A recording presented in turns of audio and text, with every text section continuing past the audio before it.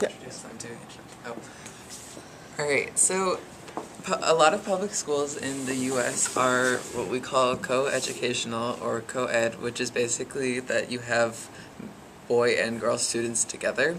But there are also schools that do it as one sex, just being boys or just being girls. And today, we're going to have a debate on which one is best. So my friend Michael and I here are going to talk about why co-ed schools are better for guys. Alright, so let me just start off with one example. In our town, Zavarian Brothers High School is an all-boys school, and let me tell you, their education is quite subpar compared to ours. Westwood High School is ranked in the state and in the country, and Zavarian isn't even ranked in the highest 100 schools in the state. So, obviously we can see that all-boys schools aren't beneficial. Furthermore, the detrimental effects of having only interactions with the same sex are that you don't get exposure to what you see in the real world. Nobody in the real world is going to have a only male workplace. In schools that are co-ed, people get to have experiences with different genders that prepare them for real-life workspaces. See what he said. I'd like to start by refuting some of my opponent's contentions, and if the time allows, I'll go into my own. First, Michael mentioned that Zavarian Brothers, as an all-boys school, is not as good academically as Westwood High School, which is a co-ed school. And this is a prime example of correlation without causation. Because Zavarian Brothers is an all-boys school, it does not make it the reason why they are subpar academically.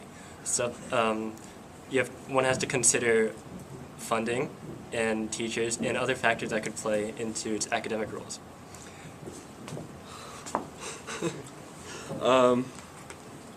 One educational benefit of having the two genders separated is that sometimes they can get distracted, gossiping with each other, kissing in class, holding hands.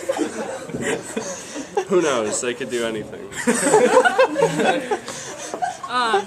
The other side brings up the point of relationships and suggests that they might be distracting for students in an educational environment.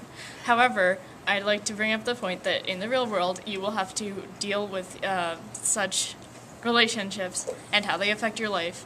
And a school is a good, safe environment to help you learn how to deal with such relationships and how to remain focused at the same time.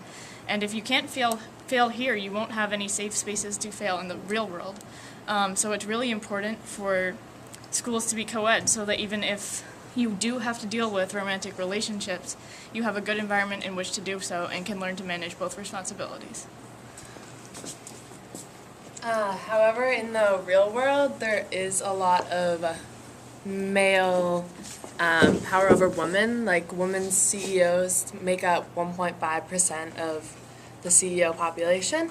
So an all-girls school would allow them to not have that factor of males out of the question for them, so that they could step up and really make their place in this world.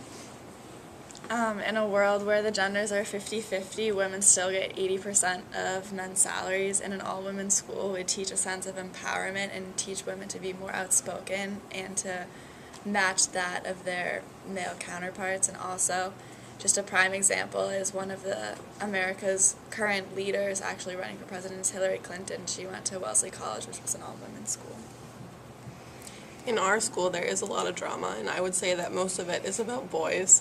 And so at an all-girls school, this eliminates a lot of the drama because they aren't fighting over the same girls, and so there will be less drama in all-girls schools. As in regards to, I guess, their contention that, that having an all-girls school would promote more essentially promote almost more equality between the sexes. Well, in some studies that might be true, and likewise, it doesn't reflect the real world in which women will have to be competing directly against men, regardless of, I guess, the previous background of the education. And so then it's best that women almost, in a sense, need to understand that they need to be significantly better than men in order to achieve almost equal opportunities. While I do not believe that this should be the case, it rather reflects an unfortunate reality. So rather it would be best for co-ed schools to help prepare all students for the larger real world, and to provide a safe environment to do so. I think we keep coming back to this point that the real world is not single sex. I think that's really important. Like not even just like competing workplace, but like even socially. Like someone that's like only interacted with their own gender like, in school could easily have a problem interacting with others once they leave high school, and like that could be a problem for that person. That could be a problem for society, and it's the single sex schools kind of cause these issues in people. Can you just introduce yourselves? I'm Jared. I'm Derek. I'm Ohana. Ben. Shao. You sign your letters. Michael Shao. Robbie. Also Derek. Claire. Kaylin. And Francesca.